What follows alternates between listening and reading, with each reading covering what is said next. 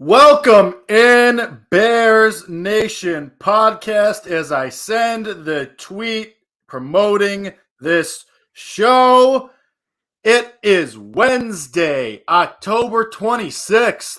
You just saw us yesterday, so if you're back, welcome back. If you're joining us for the first time, hey, how's it going? Anything interesting happen today? Anything we need to talk about? I don't know. Maybe a little bit. This is Bears Nation Podcast. Myself, Jake Hassan, joined as always by Kevin Lapka, and as always, powered by BetStamp. Go to BetStamp, use our code BEARS. They will help you find the best lines, the smartest analysis, the best prices, and help you win your bet. Help us help you. Go to BetStamp, use code BEARS to start winning more money today. Kevin, anything interesting happen today? No, nothing. Very quiet day in the world of the Chicago Bears. No unexpected news. No, there was unexpected. I thought it was unexpected. I don't know about you, but I did not see the trade of Robert Quinn coming today before this game after what happened on Monday and just everything that has occurred in the past couple of days. It did seem like weird timing for it, but that is something that interesting that happened today. Jake, and I assume that you are as surprised as I was. I wasn't surprised. I was surprised at the timing. Exactly. This was something that we've talked about for a while. Robert Quinn, big cap hit, not really super necessary on a team that's going to be middling at best. We talked about yesterday, probably 8 wins, probably is the ceiling. Not, you don't need a premier pass rusher on a team that like the Bears, what the Bears currently are. We talked about it all offseason, especially after the Khalil Mack trade. Oh, Robert Quinn's probably next. It makes the most sense. He's coming off a career year. Not happening. Then isn't putting up the same gaudy numbers that he is this year. We're like, oh, crap, now you're not going to be able to trade him at all. Only has 1 sack after putting up 18 and a half last year and setting a franchise single-season record. Hashtag build the statue. I know that'll infuriate Joe O. But, it's not surprising per se, but the timing. After a big Monday Night Football win, vibes are high. I mean, you saw Roquan Smith's crying at the podium when he finds out. So the timing is a little bit surprising, but overall the move itself is not surprising. No, not to me.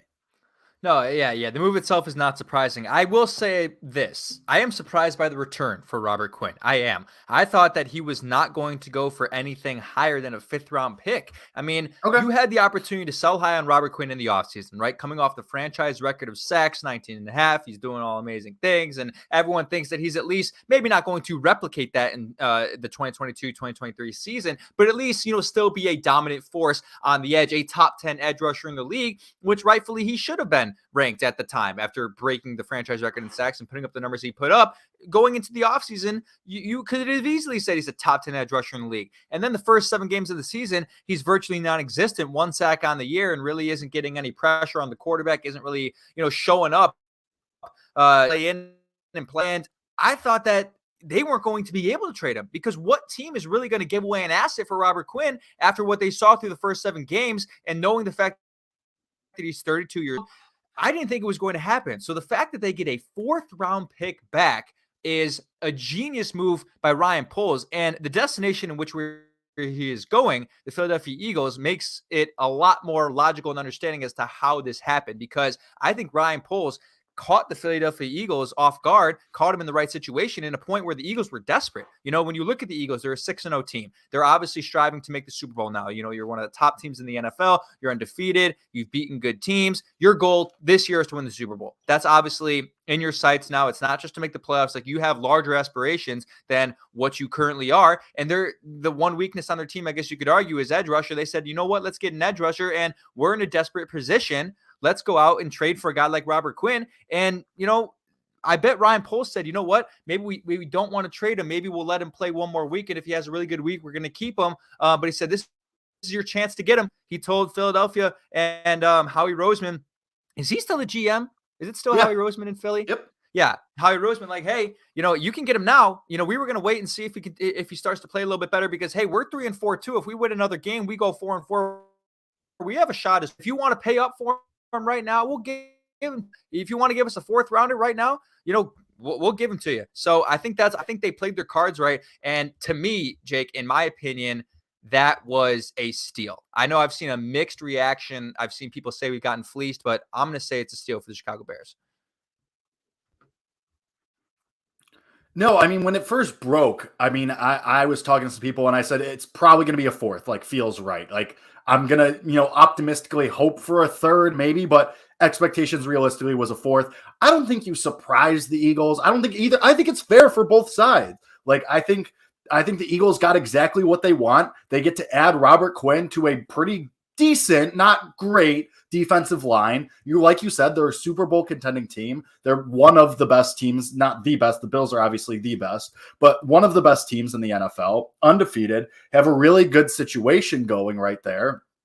So probably the favorite in the NFC, and the next best being the Vikings probably. So the Eagles are in a way like, okay, here's our one weakness, where we could afford to be better. Oh, we only have to give up a fourth round pick. All right, let's do it. I don't think the Bears got fleeced at all, because also on top of this, you add now $18 million on top of your salary cap, what you already are willing to spend. You add another $18 million to your salary cap to what you're able to spend next offseason. That's a lot of money. Yeah, you go That's under a the decent cap. chunk of change. And you add another pick. You already had 8 picks for this draft. Now you have 9. Like, that's pretty good. Like, we don't know yet how aggressive Ryan Poles might be trading up in the draft. We've seen him trade back, but after one draft, he's been pretty good. I mean, obviously, look at the value he got just with Jaquan Brisker and Kyler Gordon and Braxton Jones alone in his first draft. Now let's see what he can do in the next one with a first-round pick. And so I think it works out for both sides. The Eagles get what they're looking for. The Bears build for the future by adding a draft pick and clearing a bunch of salary. I think this works out great for both sides. Robert Quinn also wasn't really adding anything this year. Because also, to your point that you made yesterday, Dominique Robinson gets to play more now. A young guy who you think has some potential now gets more playing time. So all in all, this works out exactly how everybody wanted it to. And I honestly think Dominique Robinson has been the better here. I mean, when he's been on the field, I think he's been the better player this year. I think Dominique Robinson has showed up, he showed out, he's been making the big plays. He's had the tip that led to the Roquan Smith interception. He's doing good things all over the field. He's not only making plays in that aspect, but he's also passer better than Robert Quinn was. And look, I bet that guy learned a lot from him. I bet Dominique Robinson learned Robert Quinn. Sure. And this is a great guy to want in your locker room. This guy was, getting awarded for being, I think what's the about for the Bears for like the good guy in the media. What's the name of that award? Oh, crap. I don't remember. I forget the name of it, but the media each year gives out, awards to players for being just a good guy showing up and being, nice in the media. He won that award. Like, this is obviously a guy who connected with the locker room, as evident by Roquan Smith's reaction when he heard the news live when he was in a post-game press conference. But when you talk about this trade, the thing you have to think about is value, right? And right now, you're not getting your value out of Robert Quinn, and that's exact Brian Piccolo award. Thanks, Matt, in the chat. That's what it was. You're not getting your value out of Robert Quinn. Think about it. You go to a restaurant, right? You pay $50 for a steak. That steak better be damn good. If I'm, a restaurant, I'm paying $50 for a steak and it's not good, I could just go to Texas Longhorn or whatever, Texas Roadhouse or Longhorn Steakhouse and get $50 that taste the same, and you're getting better value for your money, right? And I think the one thing that Ryan Poles has proven thus far, I guess not quite, but his ideology, and we've talked about this a lot, is finding value in players. And right now, you're not getting your value out of Robert Quinn for what you were paying him. You're not getting that production right now through 7 games of the season. So when that happens, you cut him. Again, no allegiance to Robert Quinn does Ryan Poles have, because this is another Ryan Pace guy. He doesn't see the same things in him that, Ryan Pace did. So I think this is a great move from a value standpoint, unloading some money for the cap. I don't think either, we have talked about the fact, the 7th team in the wild card right now is the Los Angeles Rams at 3-3. And then there's like a ton of teams in the NFC at 3-4. I think this move even makes your team worse. Like, this isn't a situation where, it's evident now that the Bears are unloading all of their players in an effort to tank the season. Like, this is not a Carolina Panthers move here. And yeah, the Panthers beat the Buccaneers 21-3 somehow last weekend. But do you really think it was the needle for the Bears in a negative way? No, I mean, like I said, in the lead up to this, Robert Quinn had 1 sack this year. You're not like, to this point, not a lot changes. Like, he played a decent game. He was around the ball more on Monday night, But I mean, we haven't heard his name a lot. Like if this was last year and he's in the middle of a career year or record-setting year, even if that's just a single season franchise record year, like then you could have some gripes. But we know what the Bears are too. Your ceiling's 8 wins probably. Like, you know where you're going. Why keep this guy that you're likely only going to keep for this year anyway? The Eagles might not even keep him next year. Like you said, he was not playing up to that salary. Now, all this does is help you for the future. You go from 8 draft picks to 9 draft picks. You go from 125 million in salary cap space to 143 million. The next closest team next year is the Falcons at about 100 million less. It's crazy what the Bears are going to have available to them. And granted, probably a chunk of that you hope is going to go to Roquan Smith. A chunk of that you hope, maybe if Ryan Poles is aggressive enough, goes to someone like Jaquan Brisker if he tries to get out ahead of the curve. But the point being, you're not going to miss Robert Quinn that much. He wasn't doing that much for you this year. Like we said yesterday, give Dominique Robinson more playing time now. He proved to you that he can be a game wrecker in certain situations and try to build off that. See what you have. The Bears are going on a fast train to nowhere. Yeah, you might sneak into the playoffs as the wild card, and then you get smacked by the Vikings or the Eagles or whoever in the first round. Great. That's great, and you can hang your hat on that if it even happens.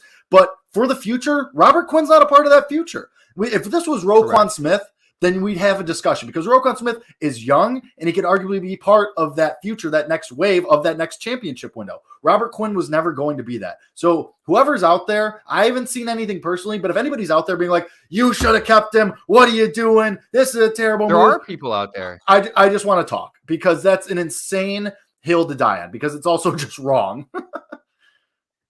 Yeah, no, it absolutely is. And you're right because, again, so I was wrong. I think I've been saying that they have a pick round next year. They don't. They have a pick in every round except for round 6. So they have a pick in round 1, 2, 3, 4, 5, 7. I don't know how they lost that 6th round pick. I'm trying to figure out how on earth they lost that 6th round. I think it was one of the trades from the last draft or something like that. It had to be. But now you have a 2nd, 4th round pick. Plus, you're going to get 1 pick between rounds 3 and 7 at least for as a compensatory pick from the NFL. Just because the way the formula shakes out, it's like almost a lock that the Bears are going to because they lost more than they gained, and that's how they award compensatory picks. It's a really random formula that takes into consideration all sorts of factors like salary, average player salary, and all sorts of things. And the Bears are going to get one of those. So imagine they're lucky enough to get another 4th round pick, or even a 3rd, but a 4th in the compensatory. You're going to have 3 4th round picks. You can find great players in the 4th round. That's the point where once you get past the 4th round, then you start to get a little bit, into, you're looking for gems through rounds 5 through 7, but you can find Pro Bowlers year after year after year in the 4th round. It happens every single year. And not even that, you kind of hinted at it. If you were to have 3 4th round picks, or even the fact that you even have 2 right now, and a wide receiver falls a little bit, you're going to have the means to trade up for somebody. You're going to have the means to trade back up into the 3rd round, or maybe even the 2nd round if you package your picks correctly. And the more picks, the merrier. That's the ideology that Ryan Poles is kind of putting up here is, again, we're going to build this through the draft. We're going to find value in young players. And that's what they're doing. And that's why, when you think about it as well, I could pitch this to you. Again, you get that 4th round pick from Robert Quinn. Do they use that 4th round pick to trade for a wide receiver who's currently on the market before the deadline November 1st this year, right? We've talked about the Bears' willingness to probably trade away a couple players. I don't. Well, I'll ask you this. Is Robert Quinn the last player you think to get traded by the Bears? Traded traded away? Yes. The last player they'll trade away. Do you think they'll trade anyone else? I mean, the only other candidate's Roquan, right? He's the only other one. I mean, who else would really, Sure. Because I think Eddie Jackson's proved if he's going to play like this, you can keep him around. He's under contract. You might as well. If you have 2 premier safeties in the NFL, you might as well keep him around. They're not trading Eddie Jackson. Right. So, he'd be the only other one, really, right? So, your hope would have been that, Equinomia St. Brown or Byron Pringle was playing well enough to maybe get you, a 5th or 6th round pick. But that's clearly not going to happen. Nobody's trading for David Montgomery. That's not happening. So I think Roquan Smith's the only other one with value that anyone would really be making calls on. And if you're going to trade Roquan Smith, you better sure as shit be getting at least a 2nd round pick. Oh, you So better. no, so to answer your question, no, I don't think anybody else is getting dealt away. Yeah. So I again, and just my point is like I do think the Bears are going to be aggressive here and say, hey, like if you have an extra pick now in the 4th round and that's worth Chase Claypool or that's worth Jerry Jeudy, if you maybe probably have to package something else with that, then you go ahead and do it. I mean, if you can use that pick on a player that is established, and that's the thing that sort of worries me about Jerry Jeudy, is he's not really as established as I'd like him to be, but go find a young guy and bring him in. I mean, is that really his you fault, have the means though? to bring Look at the somebody in quarterbacks now. he's played with. Jerry Jeudy's played with Drew Lock Right. The ghost of Russell Wilson. The ghost of Russell Wilson. Yeah, sure. It sure hasn't helped his situation. But I think they have the means to do it now, and I think they will do it. I think Robert Quinn, Ryan Poles understands the needs of this team, and I like his philosophy, but you want to answer as many questions as possible going into the 2023 offseason. We talked about this yesterday. And if you can lock down that sort of wide receiver 1, wide receiver 2, and then, take your wide receiver 1 in the draft and help this team now, again, like I'll reiterate the fact that the Bears are a competitive football team. They're going to be in games week in and week out. I mean, why not continue to build on this momentum? With your franchise quarterback, trade for somebody, maybe even trade for somebody before the Dallas game. I mean, you have a couple days before the Dallas game, and then just 2 days after that game. The only reason I say this is because the deadline is just 2 days after. I mean, the deadline is November 1st at 4 p.m. Eastern time. So after that game, like, a lot could change, right? And you could get into a situation where, hey, this game, they're 4-4, and it's like, now we go. Now we have a real shot. We're 4-4. If a bunch of other teams lose in the NFC, they could be tied for that 7th wildcard spot if they win. And then you have 2 convincing wins on the road against relatively good football teams. Then you're like, okay, you know what? Maybe we will, we're shooting for the stars this year now. Let's go after Claypool. Let's go after Jeudy. Let's go after DJ Moore or something of that nature. But as of right, expect them to at least take a call. Like maybe don't overpay. Don't, give up too much. Don't pull a Ryan Pace. Don't give up a couple first rounders just for a rental who's going to be here a couple years. Don't do it. If you're going to trade for a guy, he better be young. He better be proven. But I would not be surprised if Ryan Poles is on the phone looking for ways to make this team better because he's proven his knack to do that. Whether you consider Riley Reef or, Michael Schofield to be good players. I mean, he just signed those guys out of nowhere in August because he felt like they needed them. And boy, did they end up meeting Michael Schofield because he played well last night, and they'd probably be in shambles without him, given the injuries in the offensive line and Lucas Patrick going to IR. Yeah, I don't think that – I'm not expecting the Bears to acquire anybody or ship anyone else out. This was the most likely move that needed to and was likely to be made.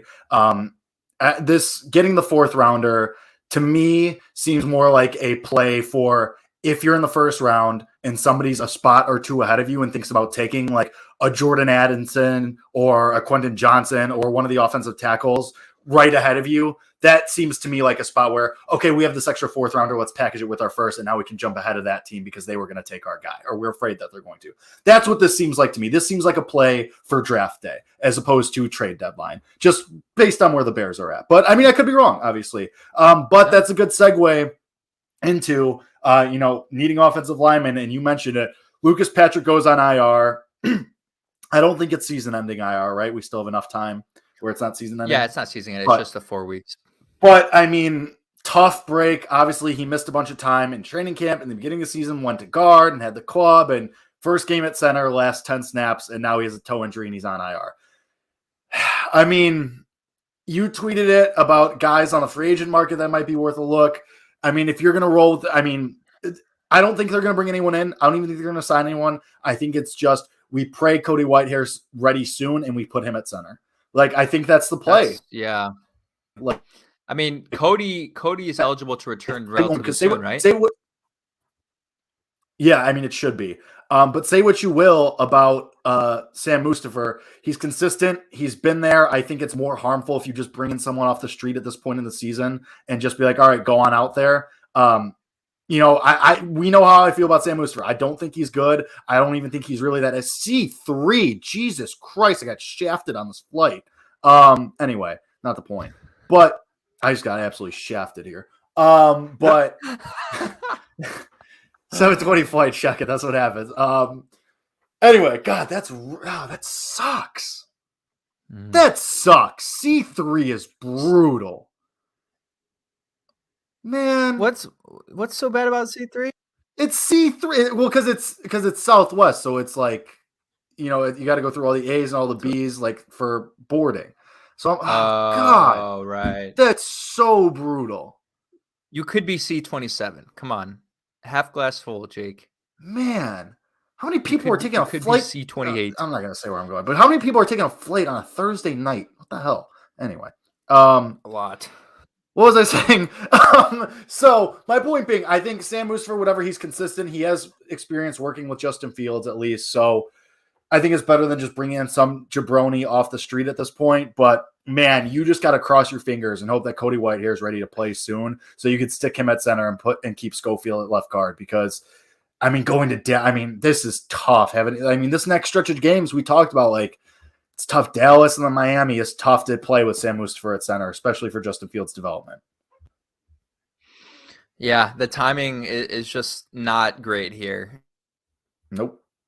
I mean, it's just really not great that, of course, heading into this game with one of the best pass rushes in the league right now, and arguably probably the defensive player of the year in Micah Parsons, and the defense that's allowing the second least amount of points per game in the league, and the second least amount of yards per game in the league, and the second least amount of points per play, and the fifth best opponent red zone scoring percentage, and the 10th best opponent third down conversion percentage, and all of these different things. And they're only allowing the fourth least opponent pass yards per game. Like, oh my God! And guess what? They have the highest sack percentage in the NFL, and Sam Mustipher is there to kind of screw it all up. I mean, we talked about, not only is he not a good blocker or a good football player, but we talked about how it changes their ideology on offense a little bit from what we saw on Monday night. Now, you do have to notice that they did continue to do a lot of the things in the second half, even when Lucas Patrick was out, as far as design runs, and they do have to stick to their guns with that. Hopefully that was just something they realized they had to do regardless of who's in there at center, but the timing is not good. Now, the good thing is there's nobody on the defensive tackle who's really going to scare you, like, honestly, even Jonathan Allen did for the Commanders. Now the edges are a different story with DeMarcus Lawrence and Micah Parsons off the edges, and that's going to be a tough day for Braxton Jones and Larry Borum. But up the middle, you're getting a little bit lucky that you don't have to face, an Aaron Donald-esque player, because that would be bad. But I don't know, man. If I'm being entirely honest, it changes my evaluation of the game. And like, I don't. Yeah, has to. Absolutely I feel like has I'm merited to do that. Like, we saw the difference, Yeah. And yes, the Bears still won that game on Monday night, but we saw the difference. It has to change my evaluation of the game. I hate to say it, but this is something we've been talking about for weeks. This is something we've been talking about since the beginning of the season, that we don't think that they can reach their potential on offense until they figure out a way to get Mustipher out of there. And hopefully Whitehair comes back soon to change it. But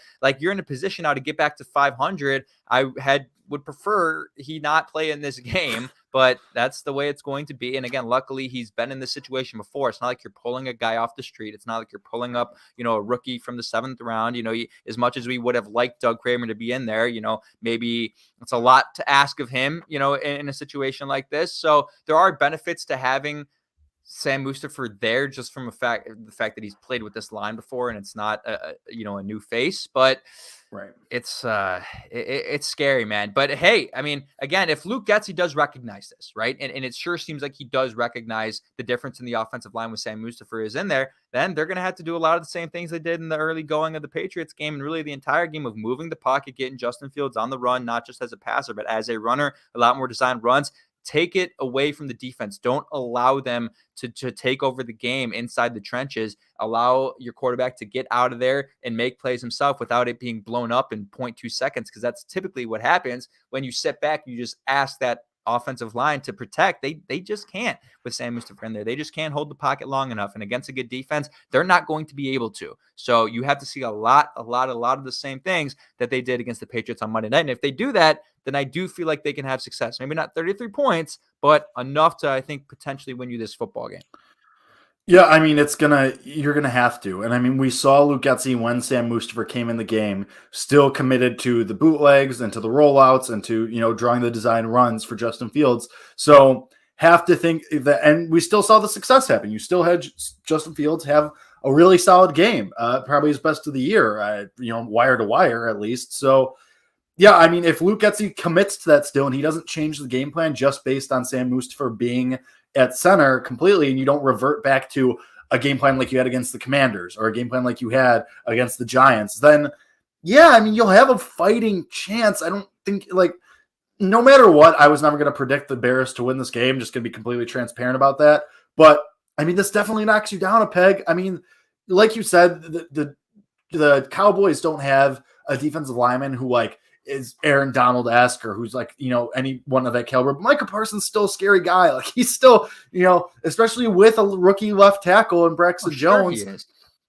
What? I said, sure. He is. I mean, Micah Parsons scares the hell out of me. Right. So it's like now you throw another guy who's kind of a weak link in that chain at center, especially. It's just, it sets you up for more of a domino effect for, more things to go wrong, which is not exactly where you want to be. But I mean, we'll see what happens if Luke Getsy still commits to this, design quarterback runs game and this, moving the pocket game. Then all right, I'll take that because, like we said yesterday, no matter what, the end result still has to be Justin Fields' development. The end goal still has to be do what's best for Justin Fields. Continue to cater the offense to Justin Fields' strengths. Even if you don't get the results against a good defense like Dallas's, at least you're trying. And at least then you're taking the shots and at least making the honest-to-goodness attempt to do that. Sam Mustipher or no. Now, do I think Sam Mustipher is an obvious and clear weakness? Yes. And that's just something we're going to have to live with at this point.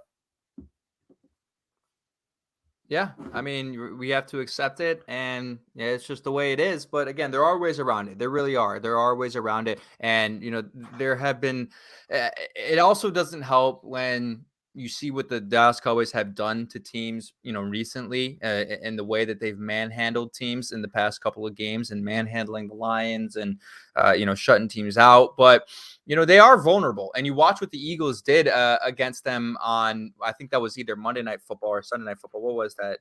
Sunday Night Football. I want to say it was Sunday night. It was Sunday. And yes, it was Sunday night. The evaluation of the team is a little bit skewed because it's Dak Prescott versus Cooper Rush. No one really knows, what Cooper Rush was in that game. But in that one, the Cowboys did a good job of containing Jalen Hurts. He had 9 carries for only 27 yards. So it's been proven that the Cowboys have good contain and are able to kind of, key that in and shut that down. Now, the caveat to that is, well, you could argue, and I think you can obviously say that the Bears' rushing offense is better and they have more threats in their backfield than the Eagles do. I mean, Miles Sanders is an okay running back, but I don't think he's as good as Khalil Herbert or Dave Montgomery, if I'm being entirely honest. So you pose more of a threat, when you have both of those guys back there. But this might be a game where if they take that away, like at some point, right? Because this is going to be the formula going forward. And it should be the formula of, hey, we're going to run the football a lot. We're going to do this Lamar Jackson Ravens type offense. That's the way it should be. But at some point in his career, Justin Fields will win games with his arm. And he'll get to a point where he's consistently, throwing for 200 plus yards a game. And he's making plays with his arm like he did on Monday night, right? And now the stats aren't eye-popping when you look at them on Monday night against the Patriots. But it was efficient enough. Like, I don't need to see anything more than that. If I'm being honest, I don't need to see 300 yards just to see it on a stat sheet. It was efficient and it worked. But if you see them take that away, then it's going to be interesting to see how the offense and how the play calling responds to that, right? If you're neutralizing the thing that has worked for you and has allowed you to get 5+ third down conversions in the game, then what is your go-to? Because if that's your go-to and they neutralize that, what is your go-to now? And I think we saw a little bit of a glimpse of it. And I think you're going to start seeing more of those easy routes, those guys in the flat. Like you mentioned Equanimeous St. Brown late in the game against the Patriots, where your favorite play of the game was the out route to him, where he was wide open, just scheming guys around. And that's what they're going to have to do. I mean, how many times do the Chiefs and the Bills and the better offenses in the league do that, where they just get a guy wide open, easy third down conversion?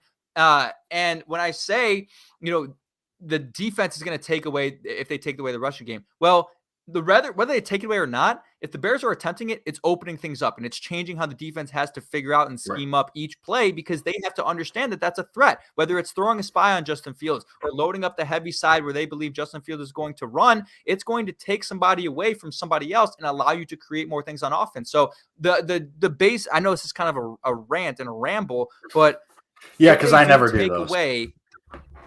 I know, right? That's sort of our thing here. If they do take it away, don't be concerned that they do, but the Bears will have to understand and have to capitalize on, they're going to be able to keep the defense second guessing because that is a threat now. And not even first quarter, second quarter, third quarter, fourth quarter, before the game even starts. I mean, if Mike McCarthy's been doing his homework, he should be extremely worried and conscious of what the Chicago Bears can present to you and what Justin Fields can present to you. And you really, not just short distances, not just third and short and second and short, but all over the field, especially the red zone. So again, that's why and then I'll toss it over to you, that the Patriots game is so important because I think it sets a foundation and it sets, an example of what can be done, and teams are going to notice that and they're going to have to respect that going forward. Yeah, I mean, I think you used the right word there by saying it's a foundation. Now it's up to the Bears, it's up to Luke Getsy and the coaching staff to build upon that foundation. Other teams aren't going to respect it if you're doing it every other week or if you're doing it once every 2 weeks. You got to do it every game. You have to come into this Dallas game and you have to do the same thing. You have to come out and do a design quarterback run on the first drive. You have to start hitting those short, slants or out routes or whatever it is for 6 or 7 yards. You have to make them respected because just one game against the Patriots, the Cowboys and Mike McCarthy, they were watching that game. It's prime time. It's national television. Obviously they're watching that game. They play you next. Of course they're going to watch it. But they're not just going to say, oh, okay, well, they did it for one game. So, just got to respect it now. No, you have to make them respect it. To your point, you have to be like, all right, got to make them respect it. Got to make those throws. Got to make those runs. Got to keep hitting that. Even if it's not working right away, you got to keep doing it because if your offense stagnates, you're not going to build anything. Foundation's a great word for that. You started a foundation on Monday night against the Patriots. Now it's up to you to build on that. And as you build on that, that's going to build on Justin Fields' confidence, on his development, on his talent as a quarterback, because you're going to continue to just build and build and build and build. And then hopefully you can have an above average NFL offense next season by that point. Or maybe, who knows? By the end of the season, that'd be something, wouldn't it? But that's just what you have to do. They're not just going to blindly respect it if you're not making them. So Luke Getsy, we know you're watching this. Just do the same things. Just keep doing the same things that you did Monday night. Don't do anything that you did prior to that. Maybe from the second half of the Vikings game. But everything else, throw it out and just continue doing that because that's what's going to make Justin Fields a good quarterback. That's what's going to make you a head coach at some point. That's what's going to make everybody in Chicago love you because you're catering to the quarterback, and that's how you're going to win games. And when you talk about the foundation and when you talk about, what happened on Monday night, I think a big part of that is a belief factor, right? Because now you have back-to-back road games. This isn't the last time this is going to happen this year. You go back-to-back on the road a couple more times, and you get lucky that you get 3 home games in December, which is like the only time that's like ever happened since like the 1900s. Is you get 3 home games in the month of December at Soldier Field. Is just the way you want it at the most crucial point. But it's this belief factor that, hey, all odds were stacked against you. It was supposed to be impossible for you to go into, New England, into Foxborough against Bill Belichick and beat them, right? And now the narrative, I think one of the bigger narratives for Bears-Cowboys is, oh, you got to go to Jerry's World. You got to go to Dallas in a place where they don't lose very often. Stupid stadium with the sunlight. At home this year in that stupid stadium. They're 5-1 as home favorites since 2020, since Mike McCarthy's been the head coach. It is a noon kick, so that sunlight's going to be really interesting. But there's this belief now that, hey, we can do that, right? We can walk into someone else's stadium and not just win, but dominate. You know what I mean? And that's why a take win the life like out this, of the place. I said it can, it can change the trajectory of a franchise because all of a sudden it's, hey, do you remember that Bears-Patriots game, Monday Night Football in 2022? That is like your standard now. You can. That's a reference point that you can use for the rest of the Matt Eberflus tenure. Like, hey, we did that. We walked into this stadium against a coach who never loses at home. We can do this. We can go on the road and win. And I think if these guys in the locker room and Matt Eberflus, they're saying the same thing that I am right now. They're saying, hey, man, we just walked into New England and beat Bill Belichick.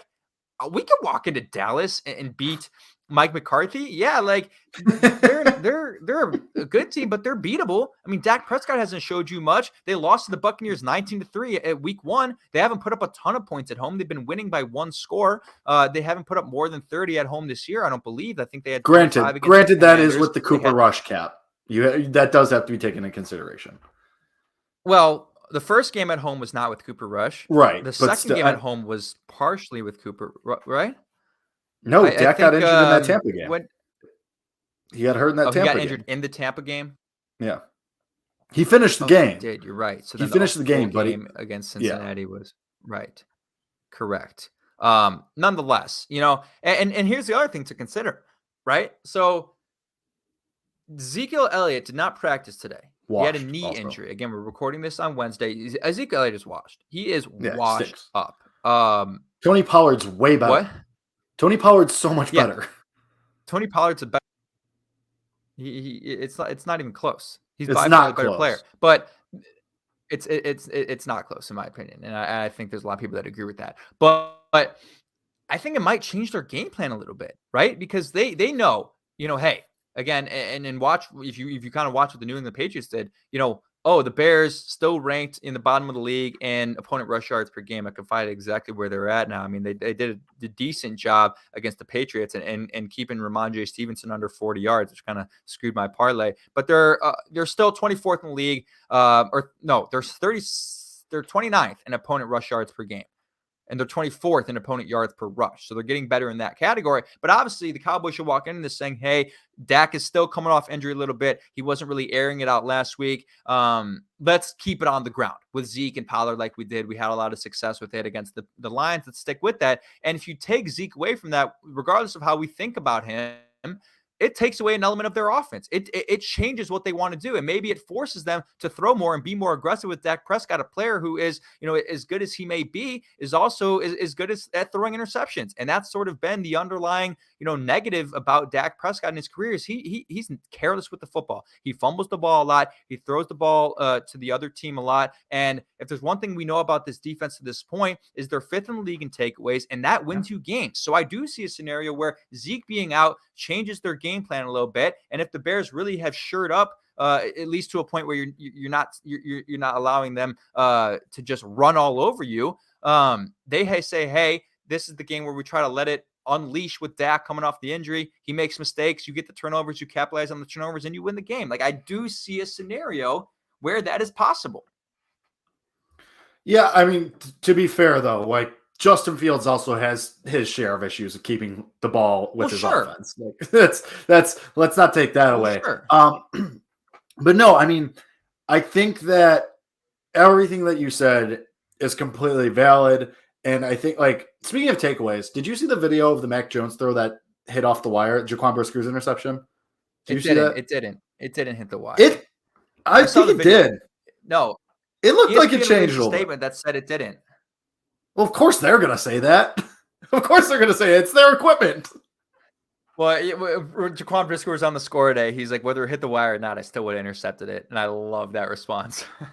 Well, I kind of believe that, though, because you saw, like, he did have to make the adjustment. Like, that. I mean, it did change how he was going at that ball. But anyway, looked sick regardless. But, yeah, I mean, if you can make Dak Prescott uncomfortable, because obviously, like, it's his second game back, your defense is better than the Lions, at the risk of Don Burr coming to this chat. Like, your defense is better than the Lions. You have better players on your defense, better playmakers than the Lions do. And you have, even without Robert Quinn, you have the ability to maybe make Dak Prescott uncomfortable. We've said in every single game almost this year, if you can make the quarterback uncomfortable and force him into errors, then you can win the game. You did that multiple times against New England.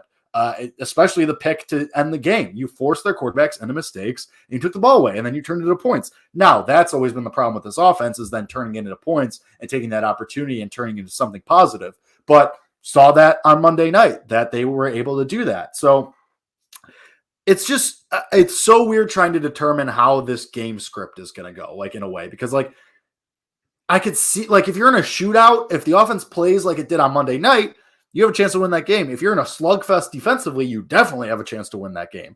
But, like, and that's probably me, like, with recency bias, because can the Bears really win a shootout? Probably not, but it's Dak Prescott in his hand. It really is going to be a true shootout. And so, I mean, there's paths to win the game. It's just like, man, it's just that defense and how the state of the Bears offensive line just does not inspire any confidence in me. Yeah, I mean, that's the biggest mismatch on the field, arguably the most important, matchup on the field in the trenches. I find it interesting that the Dallas Cowboys, I looked this up, and their record after a win since 2020 is 13-9, which is good. They have a winning record after a win, but after a loss, it's 10-6. So they're statistically worse after a win than they are after a loss, and I just found that to be interesting. As I'm digging for things to make me believe that the Bears can pull this off. There's still 4 wins over 500. Yeah, winning percentage is technically lower. It's technically a 62.5% winning percentage after a loss, and it's technically a 59% winning percentage after a win. So they've also worse football team. Because you said what, 13-9 after a win, but 10-6 after a loss. So they've also played more games after a win. I know. I'm just saying.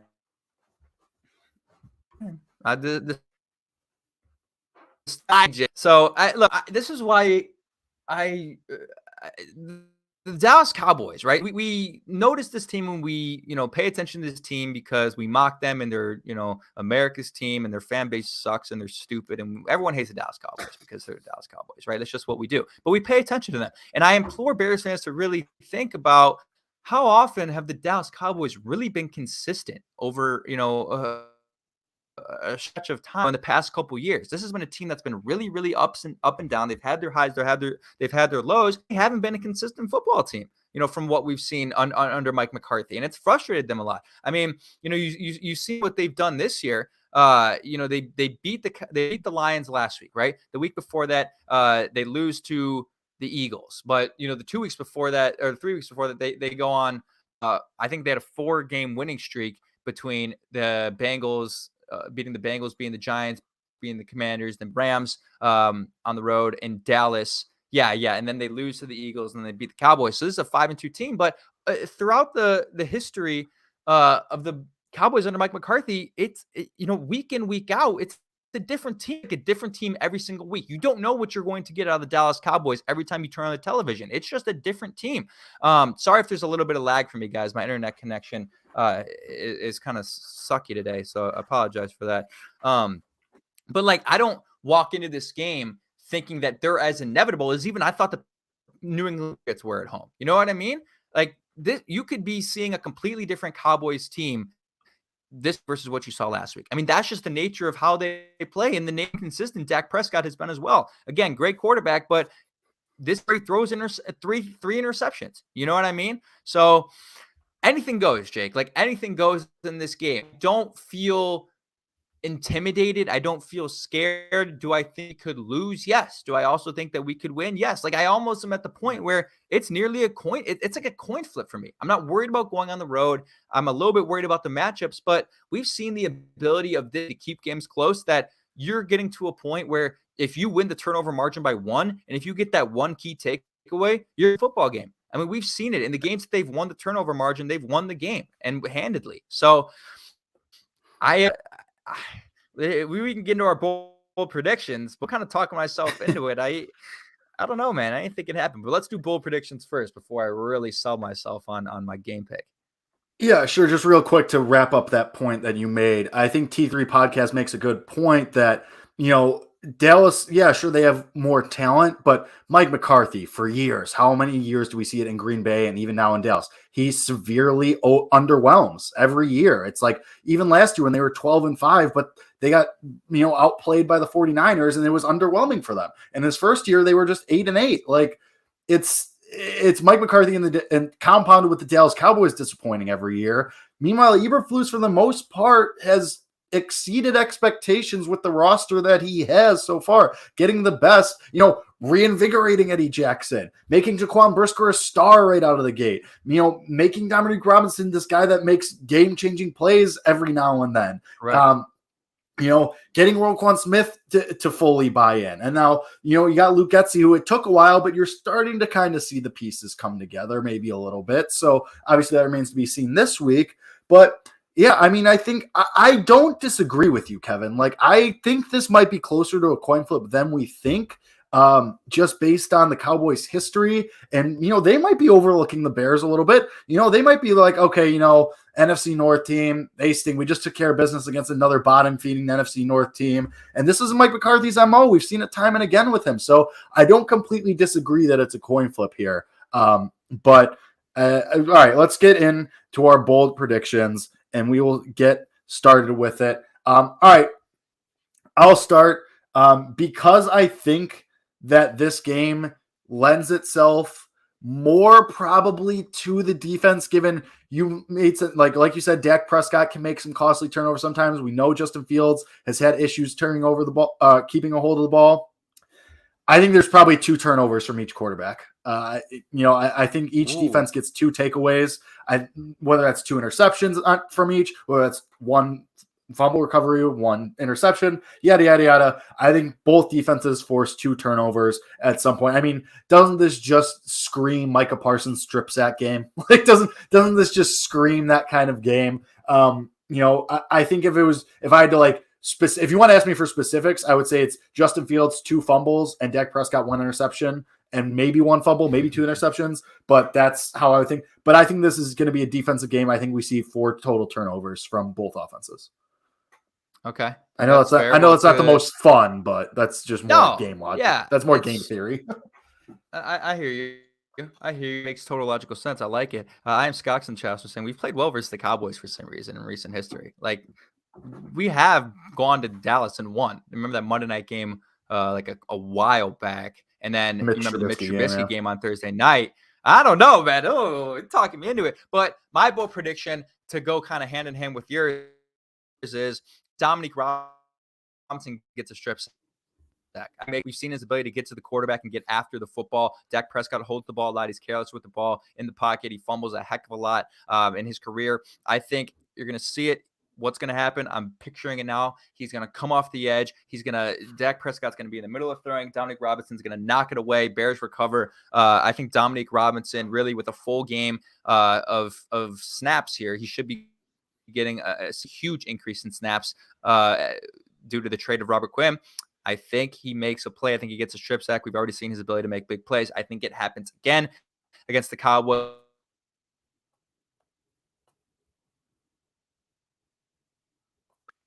Mike unplugged a little bit there. I think he's going to make a big play with a turnover-ridden quarterback. Sorry about that. No, all good. I mean, that kind of goes hand in hand with mine. I'm predicting turnovers. Dominique Robinson, you're just a little more specific with yours. All right, I'll do one that's a little more fun. I think Justin Fields gets 2 touchdowns, 1 on the ground, 1 through the air again, and I think he finally surpasses 200 passing yards. I think we have a whole all-encompassing game because, had under 200 passing yards, obviously had the touchdowns, though, so you'll take it and obviously got the win. But I think Justin Fields, 200 yards and 2 touchdowns this week. So you're going kind of a roller coaster game for Justin. He's going to turn the ball over, but he's also going to play well. I mean, yeah. I mean, we kind of saw one from him last on Monday night too. Yeah. We kind of saw like that's just what's going to be what it's going to be. Like, I think it's just going to be some negatives, some positives. As long as the positives can outweigh the negatives, or if there's more positives, then we'll be happy. Yeah, I'm with you. I mean, if you back from those turnovers, it doesn't matter. And if you score off the turnovers that your defense gets, that's what matters. The Bears did great with that last week. Is they turned those turnovers into points, and that's how you win games. Look, I'll go one more on offense. I got to kind of think out of. I didn't have one planned for offense, but I got to match you now. You gave me an offensive one, and I'll go with you on that too. Let's do a N'Keal Harry touchdown fade ball to the corner. I think they're getting him acclimated. He's gonna probably at some point. You know what I want to see? I want to see him match up one-on-one with Trayvon Diggs and just dog him in the end zone. Just moss him, put the head on his head. That's what I'm going for. Because look, Trayvon Diggs is the most overrated player in the NFL, and it's not even close in my opinion.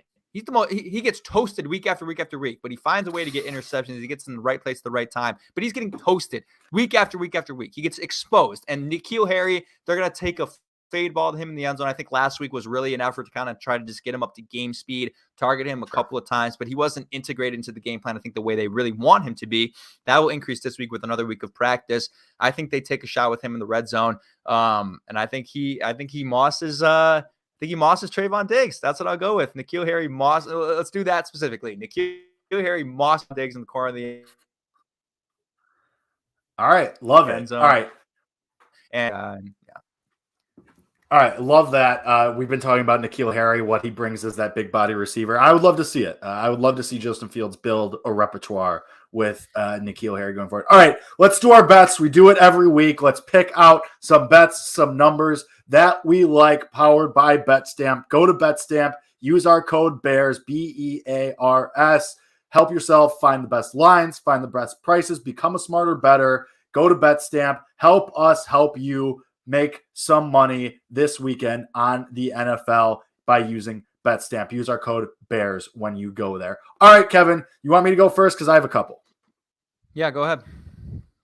All right, my whole thing this entire year has been looking at the player props, looking at, who's going to go over their yards. I'm going to stick with the same thing. Whatever, obviously, we don't have it yet. Game's on Sunday. It's Wednesday. But Tony Pollard, whatever his rushing yards are, of course you are. Go over. It didn't hit last week, Jake. It didn't hit last week.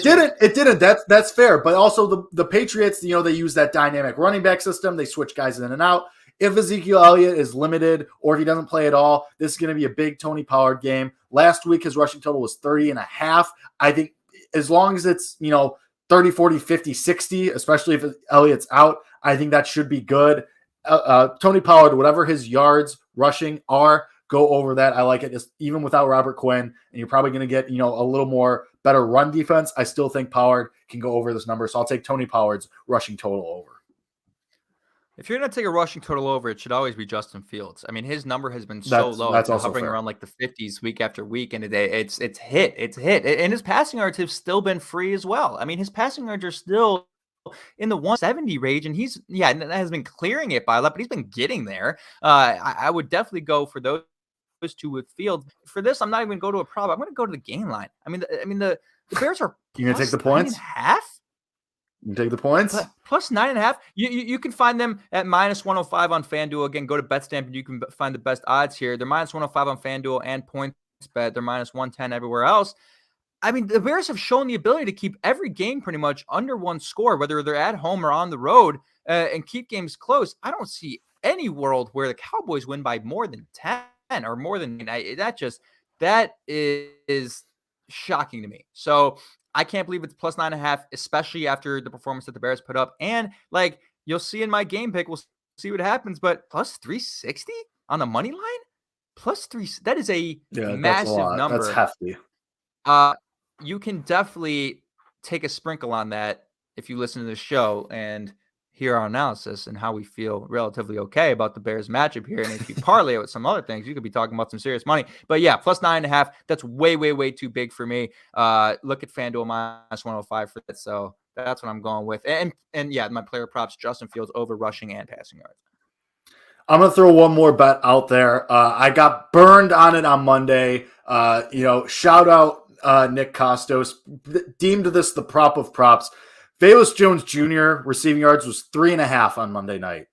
Didn't even get a catch. Had zero yards. You know what, though? I'm not scared. Back to the well. It's probably going to be about the same. Eberflus is saying he wants to get Jones involved in the offense, even if it's one of just those, those chest passes on the sweep from 5 yards out, then it catches. I can't imagine it's more than 3.5 again this week. Go back to it. I'm putting Velus Jones Jr. over receiving yards as long as it's in the single digits. If it gets to 9.5, I'm out. But if it's 3.5 again, I'm in. Well, you know what? Actually, if you're gonna, I love it. First of all, if you're gonna do that, you might as well Velus Jones Jr. anytime touchdown score, because odds are if he's reception, it's probably one of those lost jet sweeps that count as a reception, and that they used against the Vikings to get in the end zone or some gadget play, because that's the most likely way that they're going to use him right now, is just sort of a gadget thing, some sort of toss or screen in the red zone. And Jake, I bet on him last week in a parlay to do that plus 1,700. That is, you're getting good for plus 1,700. I like the Velus Jones Jr. confidence, but sprinkle it in the red zone if you're going to go for it. Yeah, that's fair. I don't hate that. All right, so if you want to tail us, if you want to fade us, go to BetStamp, use code BEARS, find the best lines, find the best prices, be a smarter, better, make more money, help us, help you by going to BetStamp and using our code BEARS. All right, Kevin, let's get to our final game predictions here. I'll let you go first because we know how this is going to go. No, we don't. See, stop this narrative. Okay, I've picked against the Bears multiple times this year. You've been saying all show, oh, it's a coin flip. I think the matchups are there. Like this isn't just me blindly saying that you're going to pick the Bears. You've been building up to this all show. Oh, okay, but I need to let the record reflect that I am not a homer, that I'm against the Bears multiple times this year. And Jake, let the record reflect who's picking records the best this year. I'm 5-2. I'm on top. I'm the king. Jake, you're one behind. You're one behind, and you can really go south here this week. If we go opposite ends of the spectrum, and I win and you lose, that gap is wide. All right. Relax. There's still more than 10 games left in the season. Relax. I'm just saying. All right. I am picking the Chicago Bears to win the game. Again, you saw the momentum that they built against the Patriots Monday night. I think that's real. I think it's really real. I think there's a belief within this team that, hey, we're not scared of going to anyone's house against Belichick in Foxborough on Monday night.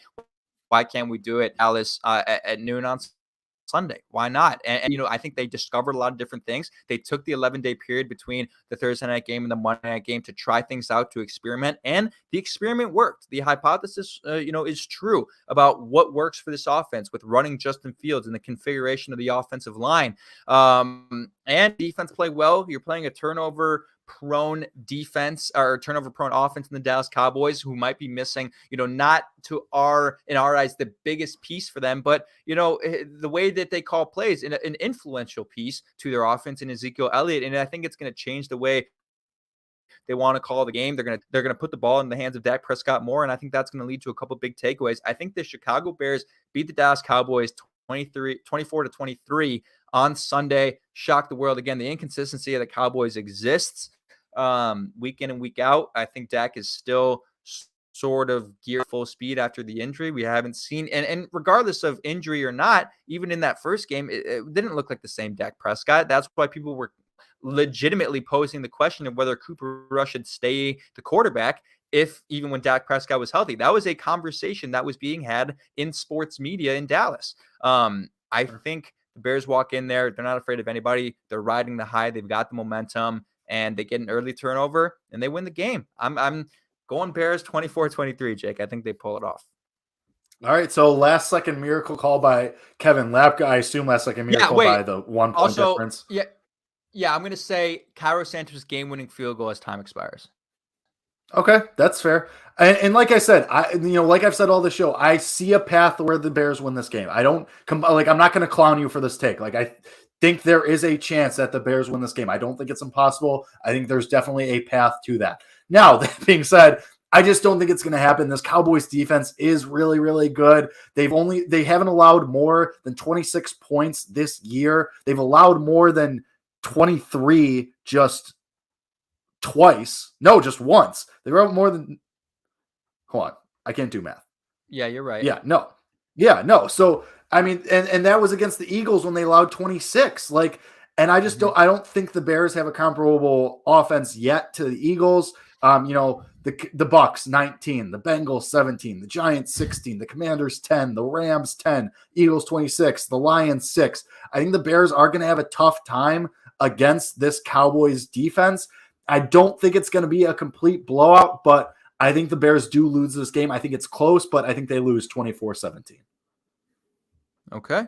I can respect it. I do see a very strong possibility that they just completely get manhandled up front and it changes the trajectory of the game very early. And again, the Sam Mustipher thing is real for me and it changes my evaluation. But hi, I'm going with it, baby. Let's go. We're on opposite ends of the spectrum. If I win, I'm up to 6 and you're down to 4-4. So, or if the Bears win, I'm up to 6. So this is a moment for you. You need that. You need a Bears loss, Jake. I don't need this. I don't need this. You do need it. Prove me wrong. That's fine. Prove me wrong. Because I'll walk back what I've been saying about this, that you need the top 5 draft pick. If you can be a 500 team around, I'll accept that, 14th or 15th pick in the draft. If you could be around, an 8-win team and show that you're just progressing in a positive manner, then I'll accept that. But if you my whole thing was I was afraid you were going to be a crap team, and it was clear that you were still a crap team, and that you were just somehow pulling these games out of your ass. But if you can win games and beat Dallas convincingly. Fine, all right, great, prove me wrong. I'll take it, but whatever. I digress.